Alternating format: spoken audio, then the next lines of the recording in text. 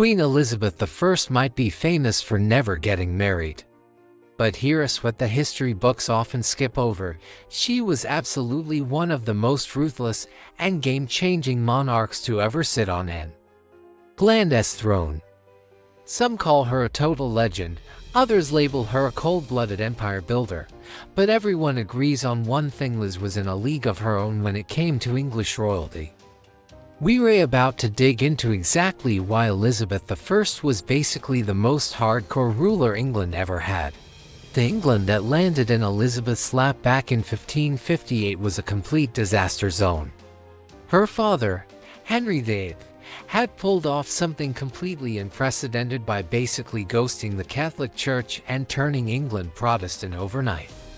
This wasn't some friendly parting of ways either. The religious split from Europe created absolute mayhem and sparked brutal conflicts between Catholics and Protestants that tore the country apart.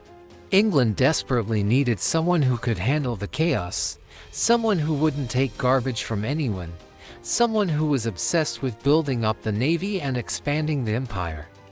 Basically, they needed exactly what they got. After her dad kicked the bucket, Elizabeth grabbed the throne as this young woman nobody expected to rule. She might have seemed like an underdog, but she was absolutely ready for what came next. Elizabeth stayed single her entire reign, which wasn't exactly common for queens. The whole marriage scene turned her off completely after watching the absolute train wreck of marriage politics her father and older half-sister Mary I created. Her dad cycled through 6 different wives during his time as king, like he was collecting trading cards. And when Mary married that Spanish king, the English people completely lost it. The drama was off the charts. Here is something wild: Elizabeth pulled off what seemed impossible by staying unmarried in an era when everyone believed women could rule alone. She basically rewrote the rules and proved that a queen could run an empire without a king standing behind her, controlling everything. Elizabeth's position was incredibly tricky though. Being a woman automatically made tons of people doubt whether she could actually handle ruling. Marrying some foreign prince meant getting tangled up in complicated foreign policy nightmares. Marrying one of her own subjects meant navigating treacherous domestic politics. Plus, dating is already complicated enough without being an actual queen, right?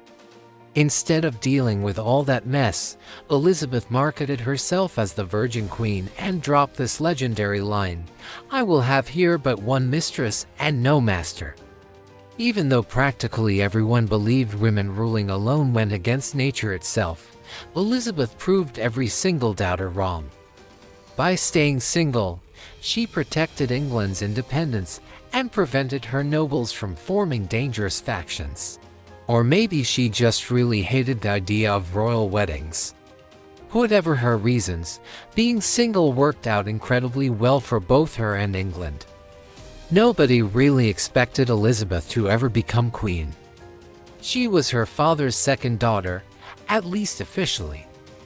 Born legitimate in 1533, her status in the royal family crashed hard when her mother, Anne Boleyn, fell out of favor and got her head chopped off in 1536. Since they executed her mom, Elizabeth suddenly became illegitimate, which basically meant she had zero chance of ever taking the throne.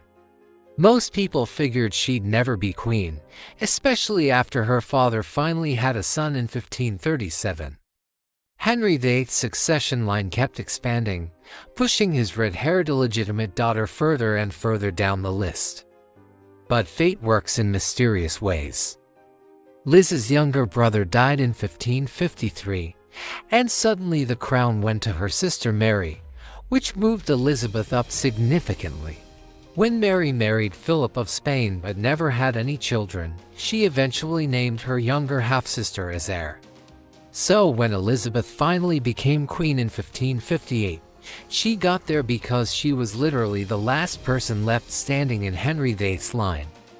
Talk about playing the long game. Elizabeth had zero tolerance for disrespect, and her courtiers learned this the hard way. Her vanity was legendary, and it made life incredibly difficult for anyone trying to get married under her watch. Several of her ladies-in-waiting, including Bess Throckmorton and Catherine Grey, earned the Queen's rage when they secretly married their boyfriends without asking Elizabeth's permission first. When Mary Shelton, who was Elizabeth's second cousin, secretly married John Scudamore without getting the Queen's blessing. She literally got her finger broken when Elizabeth smacked her hand with a hairbrush. Yes, you read that correctly. Queen Elizabeth I went around smacking people with hairbrushes and controlling who her friends could marry. Totally normal Queen behavior, obviously. The guys weren't safe from her anger either. Explorer Sir Walter Raleigh constantly bounced in and out of her good graces.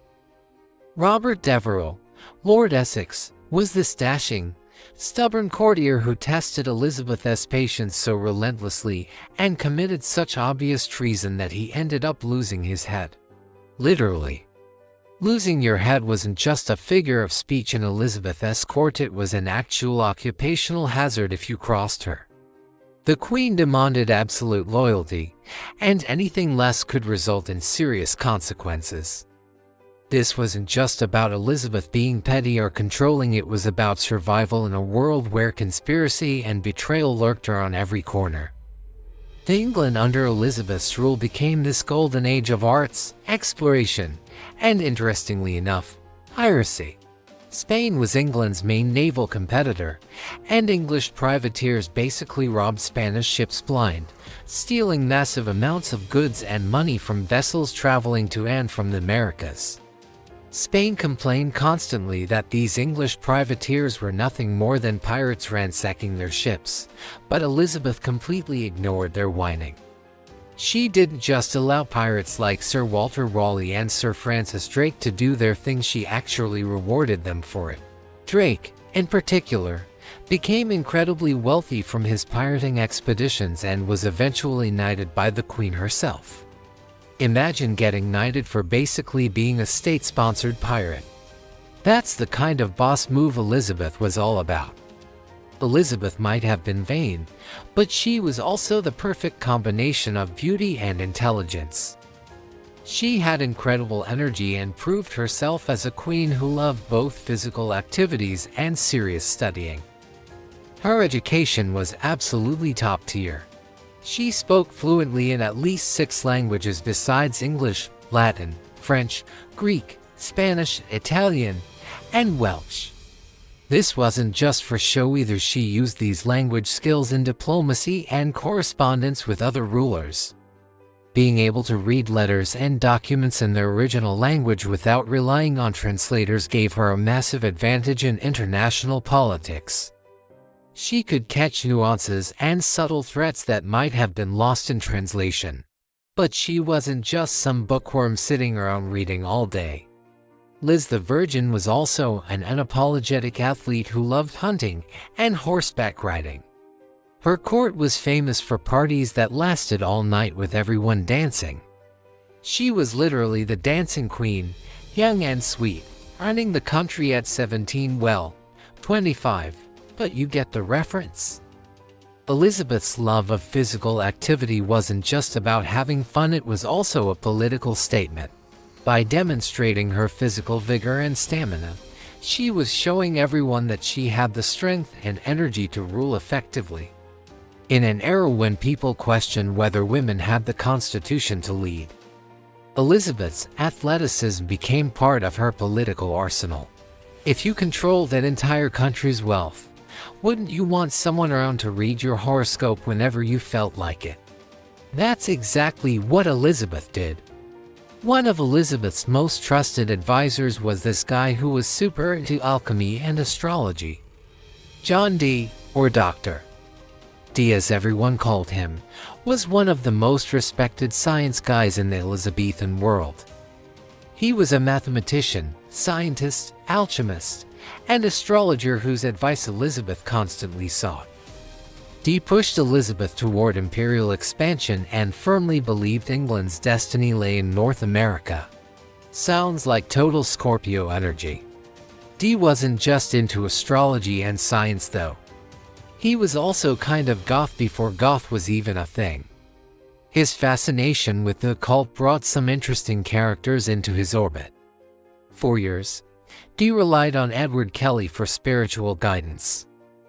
Edward Kelly claimed he had secret occult knowledge and could literally communicate with angels. Fun fact, Dee was probably the real-life inspiration for Prospero in William Shakespeare's The Tempest. The relationship between Elizabeth and Dee shows how blurred the lines were between science and magic during the Renaissance. Today, we might think it's weird for a monarch to consult an astrologer, but in Elizabeth's time, astrology was considered a legitimate field of study. Dee's mathematical and navigational work helped England's explorers chart new territories, while his astrological readings helped Elizabeth choose auspicious dates for important state decisions. It was basically the Renaissance version of checking your horoscope app before making major life choices, except with way higher stakes. Just because people called you a virgin doesn't mean you actually had to abstain from everything, right? Throughout her reign, Elizabeth definitely had her share of royal hookups and intense flirtations. The most notable was Robert Dudley, the Earl of Leicester, who was her companion and advisor for decades. Some historians genuinely believe Dudley was the actual love of her life. Elizabeth openly appreciated good-looking men and maintained flirtations with the Duke of Anjou, who was a potential husband, Sir Walter Raleigh, and Thomas Heneage. As she got older, she didn't dial back the flirting at all. Near the end of her reign, young Robert Devereux, the stepson of her former favorite Robert Dudley, quickly became her new favorite despite being 33 years younger than the Queen. Someone alert animal control, because this cougar was definitely on the hunt. Rob flirted his way into important royal positions, and their relationship got everyone at court gossiping like crazy. He was just as vain as he was handsome though, and his popularity crashed as fast as it rose. Sadly, their relationship ended after he led a rebellion against her. Elizabeth ended things by having him executed. The emotional toll of executing someone she had once favored so highly must have been immense, but Elizabeth never let personal feelings interfere with political necessity. This was one of her greatest strengths as a ruler, the ability to separate her personal emotions from her duty to the crown and country. As a teenager, Elizabeth spent time with her widowed stepmother, Catherine Parr, who had been her father's sixth and final wife. After Henry died, Parr married Thomas Seymour in 1547, and Seymour moved in with his new wife and her 14-year-old stepdaughter. Unfortunately, Liz's new pseudo-stepdad started acting incredibly creepy. He harassed the poor teenager by tickling her and accidentally walking in when she was undressed. This caused a major scandal. Catherine caught on quickly and shut it down fast. Furious, Catherine sent Elizabeth away to separate them. Rumors spread like wildfire, suggesting the young princess was pregnant with Seymour's child. The rumors were completely false, but some historians speculate that this predatory relationship with her stepfather turned her off relationships with men forever.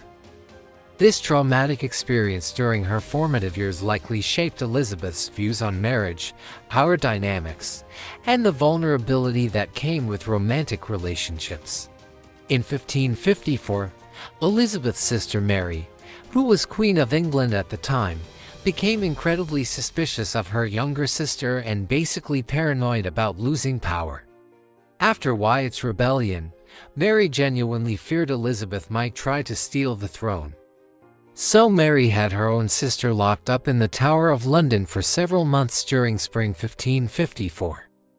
Elizabeth was stuck in that tower, imprisoned and miserable for months. The Tower of London wasn't just any prison, it was where many royal prisoners spent their final days before execution. Elizabeth knew that her mother, Anne Boleyn, had been executed there, and the psychological terror of being imprisoned in the same place must have been overwhelming. The guilt must have eaten away at Mary eventually, because she did name Elizabeth as her only heir just days before dying 4 years later. The Elizabethan era is remembered as a golden age in English history, mostly because the literary arts absolutely exploded during this time. This happened largely because England stayed relatively peaceful throughout Elizabeth's reign. Thanks to this stability, some guy named Shakespeare was able to write and perform a few plays. Another guy, Sir Edmund Spenser, tried his hand at poetry and became famous. Elizabeth also created this literary court environment, and many of her courtiers were poets themselves, like Sir Philip Sidney and Thomas Sackville. The explosion of English literature during this period wasn't accidental. Elizabeth actively encouraged and patronized the arts. She understood that cultural achievements could enhance England's prestige just as much as military victories. Since Elizabeth came to power under such unlikely circumstances, she naturally felt paranoid about keeping it. Intelligence gathering became crucial to her security, so she kept a spy master around named Sir Francis Walsingham. Walsingham was a hardcore Protestant, and most of his intelligence work aimed to limit Catholic Spain's influence. He had spies positioned throughout the entire country and across Europe. Walsingham and his agents also worked with codes and decoded letters, making him basically a 16th-century James Bond.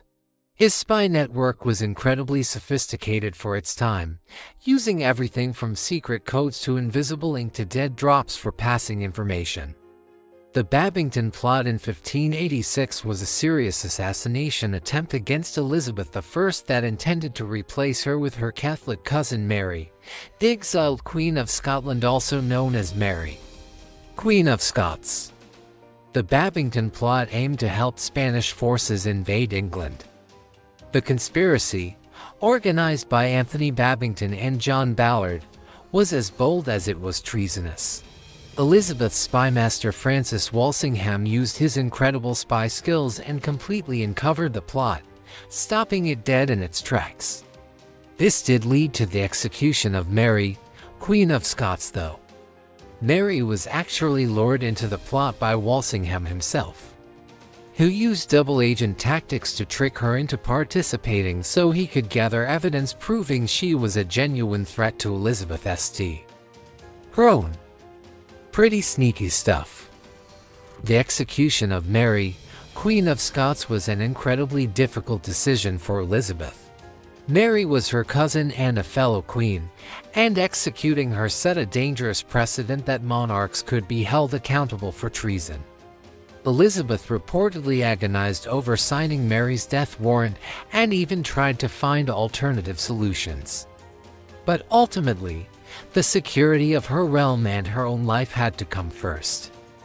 The execution took place in February 1587, and it sent shockwaves throughout Europe. Catholic powers saw it as further evidence of Elizabeth's tyranny, while Protestant supporters viewed it as necessary justice. Whether you love her or hate her, Queen Elizabeth I's reign absolutely transformed England from a chaotic and stable mess into a powerful empire. Between building up the navy and encouraging the arts, Liz permanently secured her place in history as one of the most memorable and hardcore queens ever. Her 45-year reign brought stability, prosperity, and international prestige to England. She navigated religious conflicts, foreign threats, and domestic conspiracies with a combination of political savvy, personal charisma, and, when necessary, ruthless determination. Elizabeth proved that a woman could rule just as effectively, if not more so, than any king. What's your take on Queen Elizabeth I? Brilliant leader, or maybe a bit too ruthless? Finally, remember to subscribe to my channel and drop a comment letting me know what other historical figures you'd like to hear about next.